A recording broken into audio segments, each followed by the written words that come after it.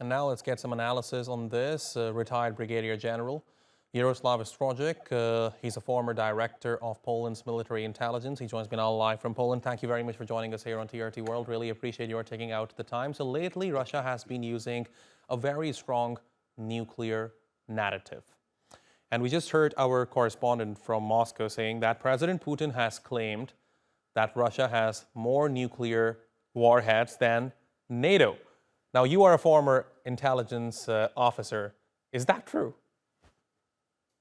Yes, that's true. But at the same time, we know very well that you don't need thousands of nuclear warheads to destroy specific countries or states or regions. So we know the old mutual disaster of NATO between by that time Soviet Union and NATO countries. So yes, that's true, and that's a standard rhetoric of President Putin, and that's because of approaching NATO summit in Vilnius. He wants to make a stronger statements and perhaps to come back to this rhetoric again.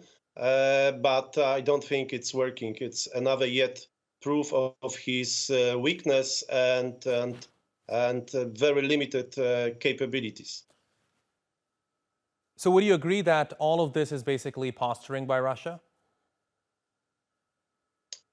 I would say 95% is just narrative, but still, of course, this is possible to use tactical nukes, meaning that they could destroy specific places, specific villages or small towns, or perhaps small groupings of Ukrainian brigades.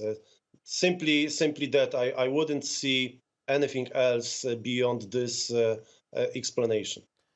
Right. So about 10 months ago, the President of the United States, President Biden, had said that the threat of a nuclear Armageddon is the highest since the Cuban Missile Crisis. At the time, Ukraine was defending.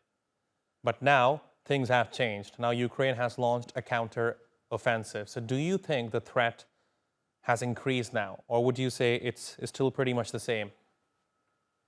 It's very hard to judge. At the same time, we know that, of course, there is an offensive of limited so far Ukrainian brigades, but this is still defending its own territory. Ukraine is not approaching or offensive attacks on Russian soil. So that's simply yet another form of defending Ukraine. And let's not forget that it happened in the past, of course, a very limited offensive on Kherson, that Ukraine regained its territory.